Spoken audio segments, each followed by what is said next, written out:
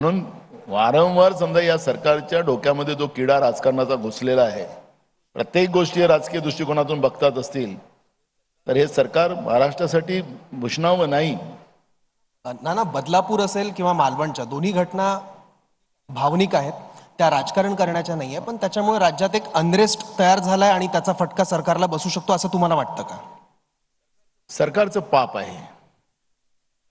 कायदा सुव्यवस्था सांभाळण्यामध्ये सरकार अपयशी ठरलेलं आहे. म्हणून या नराधामाला या पद्धतीची संधी मिळते आणि म्हणून बदलापूर सारख्या अनेक घटना महाराष्ट्रात सातत्याने ज्या होतात त्याच्यामुळे झालं. हे सरकारचं अपयश आहे.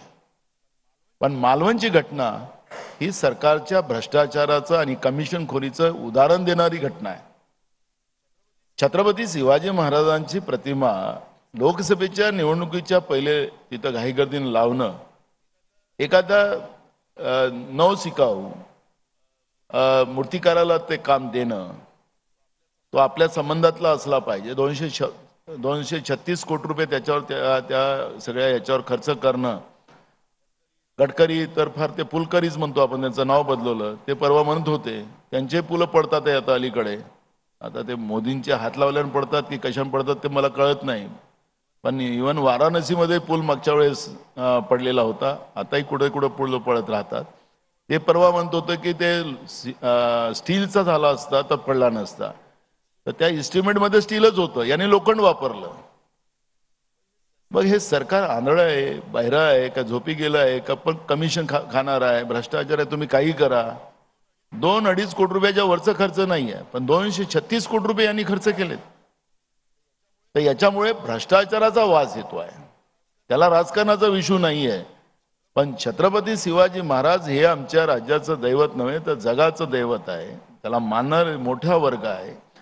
त्या छत्रपती शिवाजी महाराजांच्या नावाने प्रतिमा बांधायची आणि त्यांचं कमिशन खायचं, हे कमिशनखोर सरकारचा खरा चेहरा हा या निमित्तानं पुढे आलेला आहे. त्यामुळे आम्हाला याच्यात राजकारण करायचं नव्हतं, पण आमच्या दैवताचा अपमान झाला. त्याच्यामुळे स्वाभाविक आहे आम्ही जेव्हा परवानगी मागितली, पोलिसांनी ऐन वेळेवर परवानगी नाकारली आणि आम्ही काही तिथं मोर्चा करायला नव्हतो गेलो.